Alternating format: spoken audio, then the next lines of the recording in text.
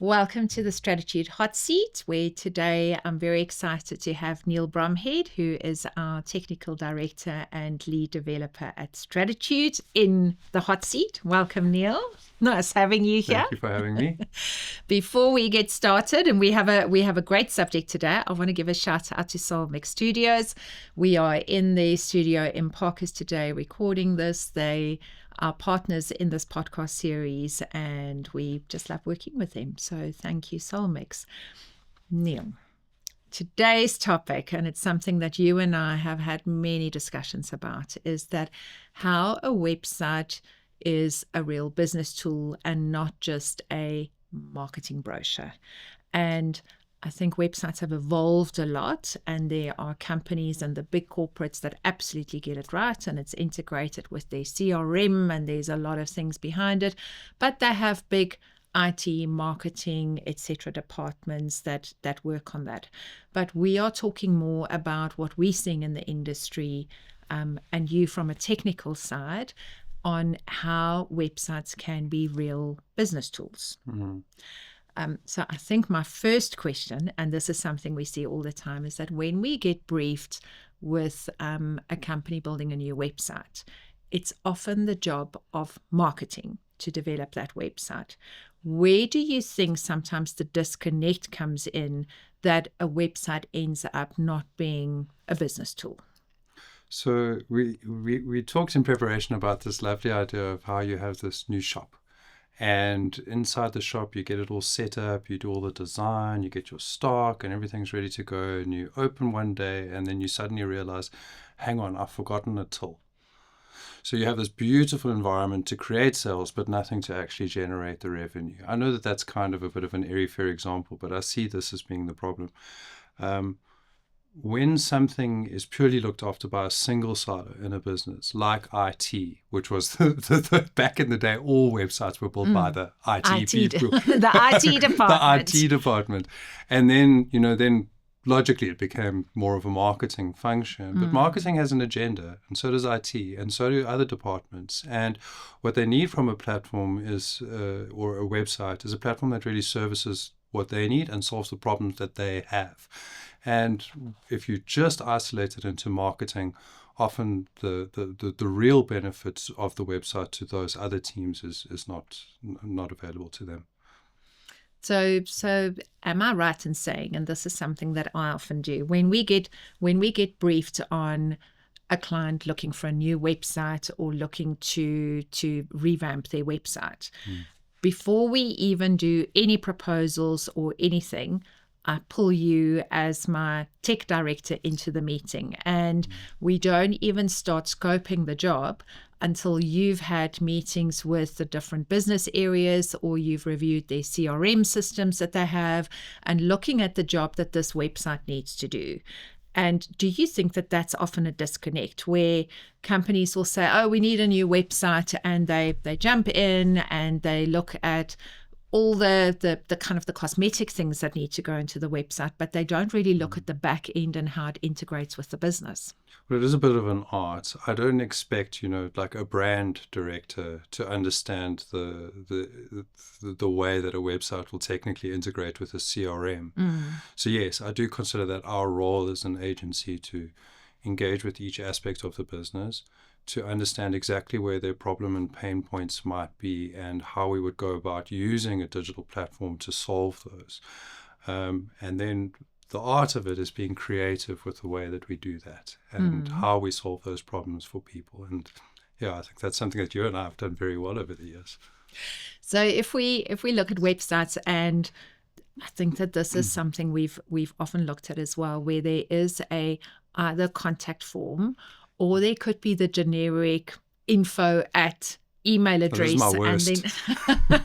and then an email comes into the business. Yeah. Where do you think the loophole is with contact forms and generic email addresses that have emails coming into a business from a website? Okay, a website must generate leads, and it must generate revenue for a business. It's a non-negotiable function of a website. But there really is something to be said about how in the modern economy, users and people on the internet value and allocate their time very, very specifically. And if they're interacting with one of your platforms, they have a specific idea of what that value is that you need to honor them with whilst they're spending their time with you. Oftentimes that may be, I need you to help me, service me. I have a request and you're the business I'm engaging with, service me. But it can often take the form of other things like, I have a problem with this, or I need your advice on this, or help me figure something like this out. And each user has their own kind of idea of what that value is like. Now, where websites traditionally and typically really fall down is that they'll have maybe one generic email address that must field all these requests. Or they have a form that has name, email, phone, message, and then a send going to that generic email address. After that, what happens? The sales teams look at that and go, no, this is a job application, or this is a person offering to sell me a service. And what happens then is that typically you dilute the real value from people who are wanting to for your business to give them a product or a service, or you just alienate all of the other people because you consider them spam or inappropriate or noise. So you stop reading the info at email address, and then the cycle perpetuates and it just becomes a dead end for all value, unfortunately. So how do you fix it where you don't have that generic box? Excuse me. And how do you have a form with a lot of information that you ask up front to pre-qualify inbound leads? Well, it brings me back to that initial conversation that you have with the business. You understand what are the pain points that they have in providing value to their customers and clients. And then you creatively think about how the website might solve that. It's different in every business, but the generic approach doesn't work. But also what doesn't work is the too specific approach, where you have a form with 20 fields and people look at that and go, no, I'm not interested in that at all. So you have this kind of great balance between understanding from the business the different kinds of value that people might expect when they engage with the platform. And you create great user journeys and tailored ways of getting that user to interact with the business efficiently and effectively to get their value, and then both parties are happy. Oftentimes that results in things like form design, user journeys, and various other kinds of things like that, which in consultation with the business, we often do a lot of upfront planning work. We do a lot of site architecture and what have you, but we discuss these processes and we discuss what the best outcomes for these processes might be. And, once everyone's aligned on that, then you'll see that not only does IT understand how information must be managed and structured information must be supplied into the business, marketing can really focus on the branding and the beauty and the communications and design aspects. And then sales can really work with good structured data that's been segmented into the proper teams, and they can look after things effectively. So then you get everybody singing off of the same hymn sheet, and that's when the platform really starts to perform for a business. You're touching on a very good point there, because one of the points, and we say that there's often this disconnect between marketing and sales. Often marketing will say, but we're getting the leads in, we're running the campaigns, they're coming to the website, we have a good quality form that they're filling in, but then that email or that message or that form goes into the business, and it's often like it goes into an abyss where it either goes to a generic, even if it's leads at or some kind of thing, it goes into an abyss and nobody really answers it or responds to it and no one owns to it. So as much as marketers, we need to look at it and say that we're building a quality user experience, we have a beautiful website, we have a very smart form. From the business's side, once that message or that engagement comes into the business, it's equally as important what they do with it, right? I'll give you a good example of something that we helped a business with recently. We had a client guest speaker, and what they have is a business that provides celebrity speakers for events. The website idea we had was that let's make it like an e-commerce thing where people can arrive on the website, they'll see a list of speakers, they can add ones that they like the look of to a cart, And then they can submit details regarding their own personal details, but also the event details itself. And we built a small structured CRM in the back end of their website to house this information, where their sales team could market certain statuses or see the kinds of things, and they would get a ping, a notification when one of these leads was submitted. But one of the real pain points for this business is the proposal process, because after a user has selected all of their things, the speaker may not be available. The speaker may not be willing to travel to that particular venue. But the business knowledge is that, there's another speaker who fits this bill really well and is available and is able to travel to this particular venue, or whatever the criteria may be. But pulling that all together into an email-based proposal process, what for them traditionally would be like, okay, we have to download a PDF of this speaker and then phone to see if they're available and all these other kinds of things. Whereas what we built for them is the ability for them to very quickly return the proposal process using the structured information that was supplied via the form, as well as the knowledge that's in their head, to get the proposal out to the client really quickly, including links to the website so that the new profiles for the speakers could be reviewed quickly. There's confirm or deny buttons, or add speaker or remove speaker from carts, not interested from these guys. And we automated this whole proposal process, which was all kicked off by the initial submission of the information in the form. And that for me is a great way of showing how it didn't just stop there. We saw an opportunity to provide real value to a proposal process for this business, and they've loved using it. And it's really smoothed over their post-lead interactions with clients, and it's been great for them so far. I love this example where we're saying that we've spent time with the business to really understand how they want to put their proposals together, and we've built the website with that in mind, so that we're cutting out a whole lot of processes that would take them so much longer to get proposals back to people wanting to book these speakers. And the website is providing a lot of that information already, so that when they have the engagement with the person looking to book, it's a much smarter one, and they're already giving the information. And this person sits back and looks at it and says, oh, this is exactly what I wanted, versus, oh my gosh, now I have to provide all this information again, and they're asking me everything that I've just given them on their website. Well, you try and manage this process through Outlook. That's and a good see point. see how that works out for you.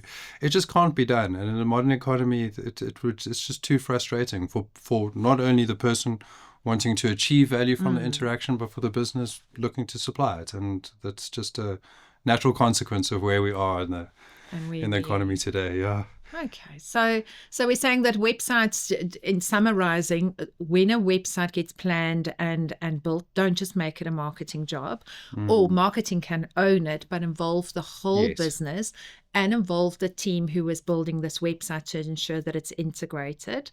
A nice point that you made is that they might have existing CRM systems as well.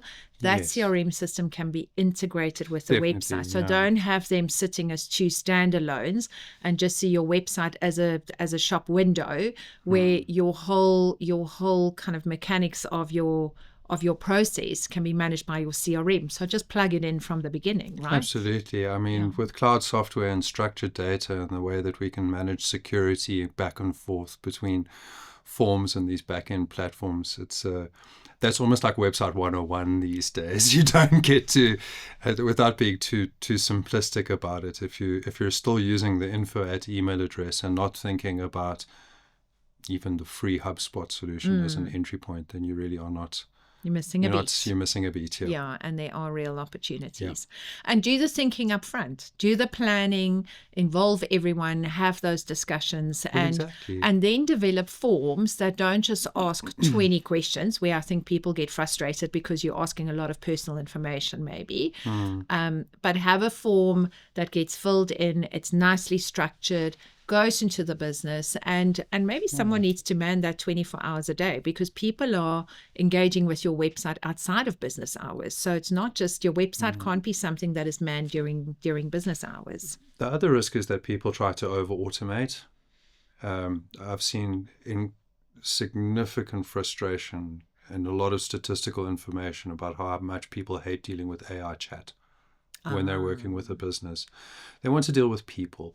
And these days, that doesn't mean phoning. That means either a WhatsApp conversation or a form that's immediately responded to by a human. And the turnaround times and those kinds of things are very, very important. So, yeah, I think that is a big risk that people need to be aware of now.